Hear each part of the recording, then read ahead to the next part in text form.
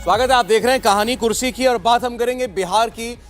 बिहार में कातिल पुलिस बनी। जी हां, पुलिस ने गोली चलाई, आम लोगों की मौत हो गई। कटिहार में बिजली की मांग करने के बदले गोली मिली। बुधवार को बिजली कटौती से परेशान बेहाल लोगों ने बिजली दफ्तर का घेराव किया।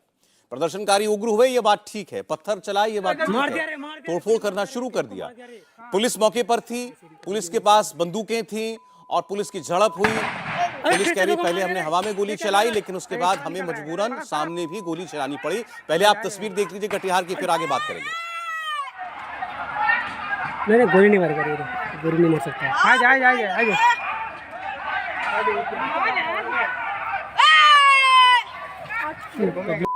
भाग गया, भाग रहा है। इधर भी आ सकता, इधर भी लो, इधर मार दिया रे गोली मार दिया रे, एक को मार दिया रे। कहां? ऐसे वीडियो में ऐसे बोलो। अरे फिर से दो को मार दिया रे, ये क्या कर रहा है? अरे साला निकल रहा है, पकड़ पकड़। आ जा जा। गोली नहीं मार क्यों? गोली नहीं मार। आ जा जा आ जा। तस्वीर देखिए, आपको पीछे से जो लोग वीडियो बना रहे हैं कहते हुए दिखाई दे रहे हैं गोली चला दी, आदमी मर गया। कटिहार की तस्वीर है आपके सामने, ये पुलिस मौजूद है, गोली चल रही है, सामने भीड़ है। ये भीड़ थी बिजली मांगने के लिए, प्रदर्शन करने वाले लोग थे। बताया गया कि ये लोग उग्र हो गए, इन्होंने हमला कर दिया, पथराव शुरू कर दिया। पुलिस कह रही है कि ऐसी परिस्थिति बनी कि हमें गोली चलानी पड़ी, लेकिन उसके भी कुछ कायदे होते हैं, कुछ नियम होते हैं कि आप पहले हवाई फायरिंग करेंगे, उसके बाद पैर पर गोली मारेंगे, आंसू गैस के गोले भी छोड़ेंगे। कुछ भी वजह बनी हो, सीधे लोगों के ऊपर गोली चलाना, अरे फिर से दो को मार दिया रे, ये क्या कर रहा है? कैसे आप जायज ठहरा सकते हैं? इधर भी लो, इधर मार दिया रे गोली मार दिया रे, एक को मार दिया रे। कहां? ऐसे वीडियो में ऐसे बोलो। अरे फिर से दो को मार दिया रे, ये क्या कर रहा है? अरे साला निकल रहा है, पकड़ पकड़। आ जा जा। अरे नहीं गोली नहीं। इधर भी लो, इधर मार दिया रे गोली मार दिया रे, एक को मार दिया रे। कहां? पुलिस कह रही है आत्मरक्षा में हमने गोली चलाई, और सरकार और जो पॉलिटिकल बयानबाजी जिस तर्ज पर होती है वो वैसे ही हो रही है। नीतीश कुमार का इस्तीफा मांगा जा रहा है, सरकार कह रही है कि हम जांच कराएंगे, लेकिन यहां 2 लोगों की मौत हो गई, यानी 2 परिवारों में इस वक्त मातम है। तो बिहार में ये हालात क्यों बने, कौन इसका जिम्मेदार है, इस पर हम लोग बात करते हैं। बिजली की मांग को लेकर प्रदर्शन और पुलिस को गोली चलानी पड़ी। अभी तो मैं सुन रहा था कल आरजेडी के एक नेता की बात, उन्होंने तो ये कहा कि पहले तो ये जांच होने दीजिए ना कि मौत गोली से हुई है कि पत्थर लगने से हुई है। आप पहले क्यों कह रहे हैं कि गोली लग गई? आज कम से कम मानना पड़ रहा है कि गोली से मौत हुई, और उन्होंने ना देखा हो या देखा हो तो उसको बताना ना चाह रहे हूं। वीडियो है, वो वीडियो ऐसे हैं कि हम टीवी पर तो आपको नहीं दिखा सकते। सर में गोली लगी हुई है, सर में गोली लगी हुई है, नीचे आदमी पड़ा हुआ है, उसके बगल में एक तड़पता हुआ आदमी है, उसको भी गोली लगी हुई है। वो वीडियो सोशल मीडिया पर वायरल है, सबने देखा होगा। नहीं दिखा सकते आपको, आज हम ब्रॉडकास्ट में नहीं दिखा सकते हैं, लेकिन जो लोग ये कह रहे हैं कि मौत कैसे हुई पहले इसकी जांच कर लें, तो उनको थोड़ी शर्म आनी चाहिए।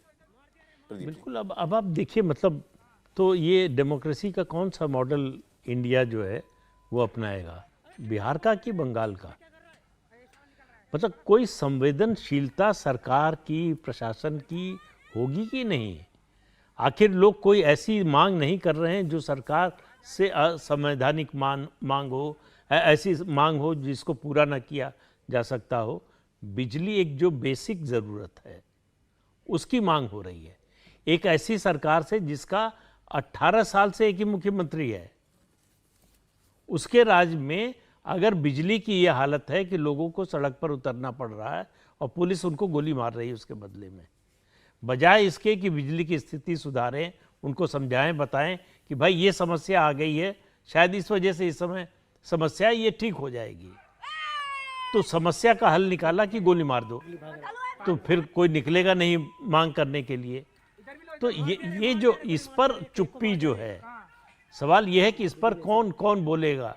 जो जेडीयू आरजेडी की सरकार है उसके सिर्फ विरोधी बोलेंगे, या सरकार में जो लोग हैं, जो पार्टियां हैं, उनके लोग भी बोलेंगे।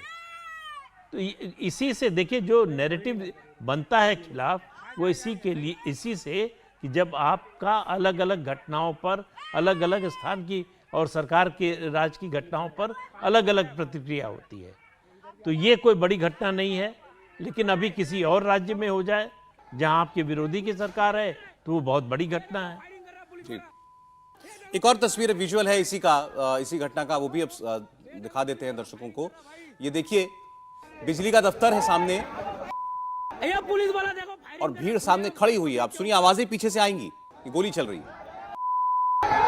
ये पुलिस वाला फायरिंग कर रहा है, ये देखो फायरिंग कर रहा है पुलिस वाला, ये देखो पुलिस वाला फायरिंग कर रहा है,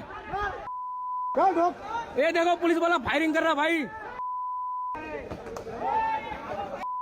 ये पुलिस वाला देखो फायरिंग कर रहा है खुलेआम भाई पब्लिक के ऊपर। नीचे खड़ी थी पुलिस, वो गोली चला रही थी। छत के ऊपर खड़े थे, वहां से भी फायरिंग कर रहे थे, वो भी तस्वीर आ चुकी है। और सीधा निशाना था लोगों के ऊपर। देखिए ये बहुत ही कुछ भी परिस्थिति बनी हो, चलिए मैं डेविल्स एडवोकेट बन जाता नहीं, मैं कह हूं। रहा आप भीड़ इतनी उग्र थी, किसी की जान पर भी बनाती, हो सकता है ऐसी ऐसी नहीं, घटना वहां पर परिस्थिति हुई हो। कुछ भी बनी तो हो। आप सीधे जान लेने के लिए सर पे कैसे गोली मार देखिए ये बहुत ही शर्मनाक है और बहुत ही निंदनीय है कि पुलिस जो है सीधे गोली चला रही है। पुलिस प्रोटोकॉल ये है, जब कोई प्रदर्शन होता है, धरना होता है, तो पहले देखा जाता है भीड़ का नेचर क्या है, और अगर भीड़ उग्र होती है तो उसके तरीके हैं, आंसू गैस है, लाठी चार्ज है, रबर बुलेट्स हैं, और गोली जो है वो फाइनल अल्टरनेटिव है, जब बिल्कुल ही स्थितियां आपके बेकाबू हो जाए और लगे कि अब कोई रास्ता नहीं है। वो भी पैर पे गोली, और वो भी शुरुआत में पैर पे ही मारी जाती है गोली। ये दिक्कत क्या है, मगर बिहार की घटना तो जितनी निंदनीय है, उसकी जिम्मेदारी भी राज्य सरकार की है और संबंधित जिला प्रशासन की भी है, उन अधिकारियों की भी है। उसके लिए उनको बाकायदा जिम्मेदार ठहरा के सजा दी जानी चाहिए।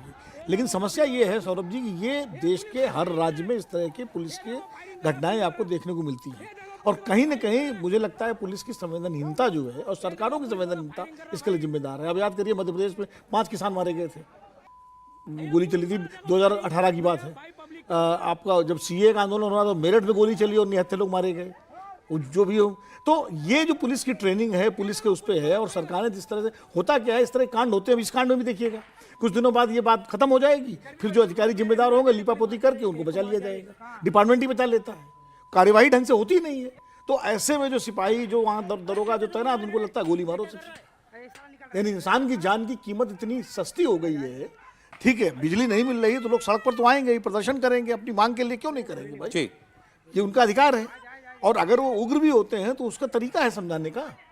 आपकी ट्रेनिंग किस बात के लिए मिलती है अधिकारियों को? आईएएस, आईपीएस, पीसीएस जो बनते हैं, इतना पैसा सरकार खर्च करती है, तो इसीलिए ट्रेनिंग दी जाती है कि आप मौके को, नजाकत को संभालें। और हो सकता है कि जब, जैसा प्रदीप जी कह रहे हैं हम भी, कि अगर ऐसी स्थिति बन जाए तो भी तरीका है कि हवाई फायर करो, डराओ।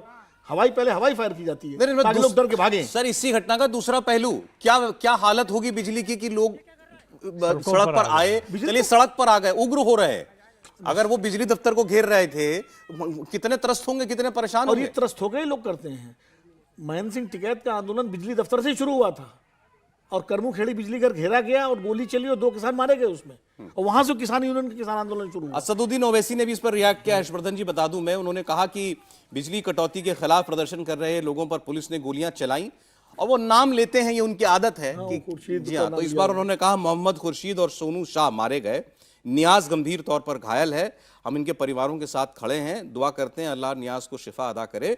और फिर कह रहे हैं कि ये शर्मनाक है कि जो मारे गए, जो पीड़ित हैं, उनको सरकार बदमाश कह रही है। और इसी में फिर उन्होंने पूरा पॉलिटिकल एंगल भी समझा दिया है। वो तो पहुंच भी जाए, हो सकता है कल परसों। उसके बाद वो कह रहे हैं कि ऐसे मिलेगा सामाजिक न्याय और सेक्युलरिज्म, इन्वर्टेड कोर्ट्स में सेक्युलरिज्म, ऐसे हराया जाएगा भाजपा को। यहां भी भाजपा को हरा, मतलब उनकी ज्यादा चिंता इस बात की है कि ऐसे भाजपा को हराओगे तो। नहीं सौरभ जी, देखिए, मैं जब इस घटना को मैंने सुना तो सबसे पहले जो आपने कहा ना कि सरकार में जो दोनों पार्टियां हैं, जनता दल यूनाइटेड और राष्ट्रीय जनता दल, उनके नेता जिस तरह से इस पे तंज कस रहे हैं, जिस तरह से उसको, और पता नहीं, मैं बड़ा ये कहते हुए थोड़ा बुरा भी मुझे लग रहा है कि क्या बिहार के नेता इसी अंदाज में बात करते हैं क्या? नीतीश कुमार जब वहाँ पटना में डाक बंगला चौराहा पे पुलिस लाठीचार्ज हुआ था तो वो अचानक आया और वो पूछने लगे, पत्रकारों ने कहा कि लाठीचार्ज हुआ, तो कहाँ हुआ? मतलब जैसे मैं बोल रहा हूँ, वो मैं भी उस तरह से नहीं बोल, उनको हमको मतलब तो पता ही नहीं। मूर्ख बता रहे हैं क्या? मतलब वो सबको समझते हैं कि पता नहीं बिहार के नेता कुछ ऐसे हो गए हैं। और जंगल राज से जब मुक्ति की बात की गई थी तो क्या 2 चीजें थी, एक नीतीश जी ने सड़क बनवा दी थी, दूसरा नीतीश जी ने बिजली पहुंचा दी थी, पूरी तरह से नहीं, कुछ हद तक। और आज अगर बिजली की यह हालत हो गई कि लोगों को उग्र होना पड़ रहा है और इतना उग्र होना पड़ रहा है कि पुलिस गोली चला दे रही है, तो आप सोचिए कि नीचे से लेकर ऊपर तक की सरकार कैसे चल रही है। और ये कटिहार की घटना सिर्फ एक घटना है। पिछले 15 दिनों में बिहार में जिस तरह की घटनाएं हुई हैं वो पूरे बिहार को शर्मसार करती है। दुर्भाग्य है इस देश का, कई बार होता है ना कि इतनी घटनाएं बुरी बुरी हो रही हैं कि उसमें एक और बुरी घटना हो गई। मणिपुर पे इतना कुछ हो रहा है, संसद में हंगामा हो रहा है, काला कपड़ा पहनकर लोग घूम रहे हैं, तो बिहार याद ही नहीं आ रहा है। और बिहार में यह भी लोगों को नहीं याद आ रहा है कि ये जिसके खिलाफ सुशासन बाबू बने वो अब साथ में है और दोनों मिलकर किसी भी मतलब मुंह से नहीं निकल रहा है कि कुशासन पर कुछ बोल पाए। इसके पहले भी आप देखिए, जिस दिन भारतीय जनता पार्टी का प्रदर्शन था, लाठीचार्ज हुआ, तो उनके नेता इस तरह से टीवी चैनल पर बात कर रहे थे कि अरे इसमें क्या हो गया भाई, लाठीचार्ज होती कोई मर गया तो क्या हो गया। बाद में उन्होंने कहा कि नहीं वो अपने से मर गए, सीएमओ का बयान आ गया। बिहार पूरी तरह से लॉ एंड ऑर्डर कोलैप्स हो चुका है और उसकी वजह गुंडागर्दी, अपराध, ये सब अपनी जगह है। मुख्यमंत्री नाकारा है। मुख्यमंत्री ये सोचता है कि हमारे अलावा बिहार के पास कोई विकल्प नहीं है। बिहारियों के लिए अब ये सोचने का सवाल है कि क्या इस तरह की राजनीतिक दशा उनके समाज को बेहतर कर पाएगी या नहीं कर पाएगी, क्योंकि लगातार की घटनाएं पिछले 6 महीने की। अभी जो आप कह रहे हैं ना, अभी हम बात का अगर ये इस पर चर्चा करने लगे कि क्या मुख्यमंत्री से अब नहीं हो पा रहा है, नहीं संभाल पा रहा है राज्य, तो तुरंत इस पर पलटवार आता है। अच्छा, जब बीजेपी के साथ थे तब भी ये बात कहते क्या आप लोग? नहीं, तब क्या नहीं, हमने तो कहा है तब उनकी आवाज बड़ी तेज थी क्या? बीजेपी के साथ थे क्या मुख्यमंत्री? तब भी यही दुर्दशा थी, नहीं है तब भी ये है, लेकिन बल्कि और बदतर हुई है। देखिए, फर्क इतना ही है, बीजेपी के साथ थे तो कोई बहुत अच्छी परफॉर्मेंस थी, न केवल जेडीयू की बल्कि बीजेपी की भी कह रहे हो। बिहार बीजेपी के नेताओं की जो परफॉर्मेंस सरकार में रही वो उसको शर्मनाक ही कहा जा सकता है। तो इसलिए कोई फर्क नहीं आया है उस समय। बस फर्क इतना आया है कि उस समय कौन लोग सवाल उठाते, आज कौन उठाते। बहुत लोग बात होती है तो कहते हैं कि इससे अच्छा तो तेजस्वी को ही दे दे, कम से कम नौजवान है, युवा है, कुछ हो सकता है जोश के साथ काम करें। अब यहां तो मुख्यमंत्री की हालत ये भी आपने बताया, जैसे एक वाक्य के बारे में, शराब पी करके, जहरीली शराब पी करके लोग मर गए थे। मुख्यमंत्री बोले जो शराब पिएगा वो तो मरेगा ही, गंदी चीज है, क्यों पीते हो शराब? आपके प्रदेश में जहरीली शराब बंद क्यों रही है? शराब बंदी है बिहार में, होम डिलीवरी होती है शराब की। वो तो सौरभ जी, शराबबंदी जिन जिन राज्यों में वहां जहरीली शराब। सर, मुख्यमंत्री ये तो नहीं कह सकते कि जो शराब पिएगा वो मरेगा ही। नहीं कहना चाहिए, मैं कह रहा हूँ कि शराबबंदी होनी ही नहीं चाहिए। जिन राज्यों में शराबबंदी नहीं है, जगह जगह ठेके खुले हैं, वाइन शॉप खुली होती है, लोग नहीं मरते ज्यादा। वो जहरीली शराब नहीं होती, कंपनी की शराब होती है। इसीलिए मैं कह रहा हूँ जिन राज्यों में शराबबंदी लगाई तो यहाँ पर जहरीली शराब माफिया को आपने जिन राज्यों में शराबबंदी है वहां जहरीली शराब ही मिलती है। गुजरात भी उसका उदाहरण है और बिहार में होता है। इसीलिए मैं कहता हूँ शराबबंदी तो होनी नहीं चाहिए, ताकि कम से सही। जहरीली शराब माफिया नहीं, सबसे बड़ी सप्लायर पुलिस है बिहार की। मेरा सवाल तो आज मेरा मुख्यमंत्री के रवैये पर सवाल है। नीतीश कुमार साहब के क्या वो एडमिनिस्ट्रेशन आज उनके बस में है, काबू में है? बिल्कुल नहीं है। उनका शासन पर कोई नियंत्रण नहीं है। उनको पता भी नहीं चल रहा है कि क्या हो रहा है और क्या करना चाहिए, बस चलता रहे सिर्फ, और वो मुख्यमंत्री बने रहे, इससे ज्यादा कुछ नहीं है। और ये तो सस्पेंडेड एनिमेशन जैसा है कि बस चल रहा है। नहीं, लेकिन समस्या ये है, कहीं भी अगर कोई नेता किसी राज्य में बहुत बड़ी आकांक्षाओं पर सवार होकर चले और उसके बाद वो एकदम ही यू टर्न मारता रहे। मैं कह रहा हूं कि नरेंद्र मोदी, आप कुछ भी कह लीजिए, लेकिन क्या नरेंद्र मोदी अपनी जो वैचारिक, जो उनकी एक तरह से कहें जिसको लेकर वो आगे बढ़ते हैं, उससे वो पलट जाएं तो क्या वो इस तरह से लोकप्रिय रहेंगे? क्या नहीं रहेंगे। कल को नरेंद्र मोदी कम उनकी सांसद उनके हो जाएं और वो प्रधानमंत्री बने रहें, कहें कि नहीं भाई 2 लोग मिलकर बना दे रहे हैं, तो क्या वो इसी स्थिति में रहेंगे? क्या पहले नंबर से तीसरे नंबर की पार्टी पहुंच गई नीतीश कुमार जी की, लेकिन उनको जरा सा शर्म ही नहीं आती। मतलब ये सचमुच न समझ में आने वाली बात है कि आप उस कुर्सी पर बैठकर बिहार के लोगों का भला कर पा रहे हैं क्या? आज तक उस राज्य की कोई ढंग की औद्योगिक नीति नहीं बन पाई है। वहां से निकल के तो कोई वेदांता बना सकता है अनिल अग्रवाल, लेकिन वहां जाकर कोई एक छोटी कंपनी में लगा पाए, यह संभव नहीं है। उस राज्य की किसी भी समस्या का कोई भी समाधान 2005 से 10 में नीतीश जी ने बहुत अच्छा काम किया कि सड़क, बिजली कुछ ठीक कर दी। कुछ लड़कियों को उन्होंने साइकिल बांटी, वो बड़ा अच्छा काम किया। उनके आने से जो पहले राजद के राज में जंगल राज था, जो एजेंसी लूट ली जाती थी, अपहरण होता था, आईएएस अधिकारी डरता था, वो ठीक किया। लेकिन 2010 के बाद उन्होंने कुछ नहीं किया और उसके बाद देश में एक सरकार आ गई जो डेवलपमेंट के एजेंडे पर काम करती है, तो केंद्रीय योजनाओं ने वहां भी बड़ा भला कर दिया। कारखाने आगे भी चर्चा करनी है तो हम दूसरे प्रदेश पर बढ़ रहे हैं, बिहार पर लेकिन और बात हो सकती थी। मध्य प्रदेश चर्चा में क्यों है? गृह मंत्री अमित शाह वहां पर हैं और जिस तरीके 2 हफ्ते पहले वो गए थे और 4 घंटे की मीटिंग, शाम को गए, रात को ही वापस लौट करके आए। मुख्यमंत्री भी उस वक्त था, साथ में थे, तमाम नेता पार्टी के थे। उसके बाद 15 दिनों के अंदर दूसरी ऐसी बैठक उन्होंने की है। कल वो मध्य प्रदेश में थे, आज दिन में बैठक की है, फिर अब वहां से वो वापस लौटे हैं। तो मध्य प्रदेश को एक तरीके से गृह मंत्री ने, माफ कीजिएगा, गृह मंत्री ने अपने हाथ में ले लिया है, अमित शाह ने। ऐसा चर्चा भी यहां पर हुई थी कि जिम्मेदारी उन्होंने ओढ़ ली है। अब एक सवाल मेरे पास आया है, तो वो मध्य प्रदेश से जुड़ा हुआ सवाल है और बड़ा सटीक सवाल है। वैभव पूछ रहे हैं कि मध्य प्रदेश में आने वाले चुनाव के बारे में जानना चाहता हूं, क्योंकि यहां पर हमें लगता है एंटी इनकम्बेंसी है और शिवराज सरकार द्वारा फ्री बीज और नई स्कीमें लॉन्च की जा रही हैं। आपके पैनल को क्या लगता है, एंटी इनकम्बेंसी पर इन स्कीम्स का क्या असर पड़ेगा? नहीं, देखिए, 2 चीज़ें होती है ये फ्री बीज के मामले में। एक, अगर सरकार पहले से चला रही है, उसको बढ़ा रही है, तो उसका असर अच्छा होता है। चुनाव से ठीक पहले आप अगर घोषणाएं करते हैं और ऐसी स्कीम्स लाने की कोशिश करते हैं तो उसका असर नहीं होता है। ये चुनाव दर चुनाव देख चुके हैं। अभी सबसे ताज़ा उदाहरण जो है वो कर्नाटक का है कि जो सरकार ने जाते जाते जो कुछ किया उसमें से किसी का फ़ायदा नहीं हुआ, बल्कि कई चीज़ों का, जैसे दलितों के आरक्षण का मामला है, इन सब का नुकसान ही हुआ। तो इसलिए आखिरी समय पर लाने का मतलब है कि 2 चीज़ें होती हैं, या तो आप बहुत डेस्परेट हैं या फिर आप कोई कोर कसर उठाकर नहीं रखना चाहते, इसलिए लगता है कि ये भी कर लो, ये भी कर लो, जो हो सकता है सब कर लो। तो मध्य प्रदेश में जो अभी स्थिति है, ये आपने ठीक कहा कि अमित शाह ने मध्य प्रदेश और छत्तीसगढ़ दोनों का जिम्मा ले लिया है। वहाँ सबसे बड़ी समस्या आ रही थी आपस के झगड़े जी, जो भारतीय जनता पार्टी के अंदर थे। उनके जाने के बाद वो कम हुआ है, खत्म हो गया है ये तो मैं नहीं कह सकता। आज लड़ाई में है भाजपा, जो मान रहे थे पहले कुछ लोग कि नहीं कांग्रेस बहुत आगे चल रही है, नहीं, कुछ महीने पहले नहीं। अब जो है, मैं हर्षवर्धन जी की बात से सहमत हूँ कि मध्य प्रदेश में भारतीय जनता पार्टी, मैं ये बता दूं कि इनसे सहमत होने का रेफरेंस क्या है, क्योंकि हर्षवर्धन जी शुरुआत से, बल्कि मैं 3 महीने तो 2.5 महीने तो हमें हो गए, 2 महीना इसी प्रोग्राम में, पहले दिन से कहते आए कि मध्य प्रदेश में बीजेपी के लिए दिक्कत नहीं है।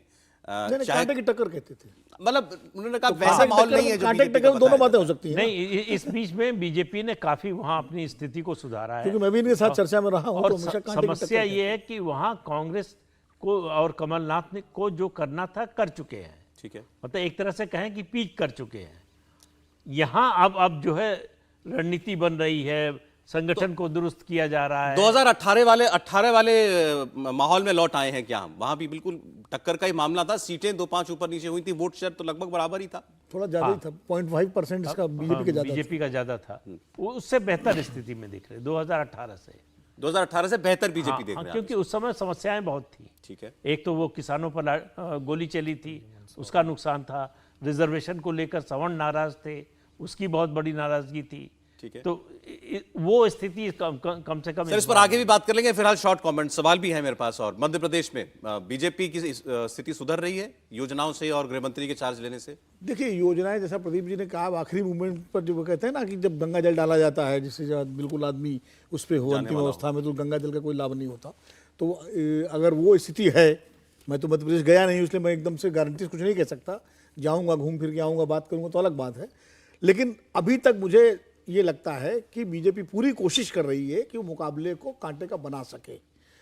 रही बात अमित शाह जी की, तो एक चुनाव बता दिए जहां अमित शाह जी सक्रिय न रहे हो, बिहार में भी सक्रिय रहे हो। फिलहाल एज आगे कौन दिख रहा है? वो कांग्रेस आगे, कांग्रेस दिख रही है मेरे कांग्रेस सामने। आगे। नहीं, मुझे कतई नहीं लगता है कांग्रेस आगे। और मैं बार बार एक सवाल के साथ छोड़ता हूं कि 2018 में भारतीय जनता पार्टी जो कुछ सीटों से पीछे रह गई, तो क्या कि लंबे समय से शिवराज जी हैं, और उस वक्त उनका एक बयान आ गया था, मंदसौर का किसानों पे जो गोली चली थी वो तो हुआ ही था, एक बयान आ गया था जो एक तरह से सवर्णों को परेशान करने वाला था या उनको चिढ़ाने वाला था। लेकिन उसके बाद से अगर आप देखें, और जिस तरह से शिवराज सिंह चौहान ने काम किया है, जो सबसे बड़ा संकट था कि एक संदेश था कि केंद्र शिवराज को हटाना चाहता है और शिवराज जी डटे हुए हैं, इसलिए उनके कुछ लोग, केंद्र के कुछ लोग भाजपा में, वो अपना अपना जिसको कहते हैं कुर्ता उर्ता बढ़िया सिला के निकले हुए हैं।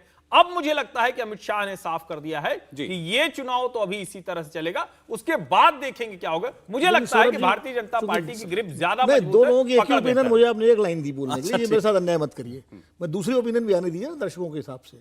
मध्य प्रदेश में जो इस वक्त स्थिति है, जो नेताओं का वहां जमघट लग रहा है बीजेपी की तरफ से, और हर चुनाव में लगता है, इससे ये लगता है, अमित शाह ने सीधे जिम्मेदारी ली है, भूपेंद्र यादव को ले गए, उनकी टीम लगी हुई है, कि पूरी कोशिश की जा रही है कि भारतीय जनता पार्टी सरकार के खिलाफ जो एंटी इनकम्बेंसी है उसको कम से कमतर किया जाए। ठीक है। और अभी कांग्रेस का कैंपेन शुरू हुआ है, अभी कर्नाटक में जिस तरह से कैंपेन जब शुरू हुआ था और तेजी पकड़े थे, अभी कैंपेन तेज पकड़ने दीजिए और तब स्थिति साफ होगी कौन आगे है कौन पीछे है। अभी थोड़ा जल्दी है। ये सर, जो अब मैं तैयारी की बात हो रही है ना, बीजेपी कॉर्पोरेशन का चुनाव भी इसी तैयारी से लड़ती चलिए आगे बात करेंगे और सवाल मध्य प्रदेश से जुड़े हुए हैं तो एमपी पे आगे और बात होगी, राजस्थान पर भी बात करेंगे और जम्मू कश्मीर के बदलाव की एक तस्वीर भी आपको हम दिखाएंगे। इंडिया टीवी हर वक्त हर जगह डाउनलोड करने के लिए सर्च करें India TV news Google play store या ऐप स्टोर पर।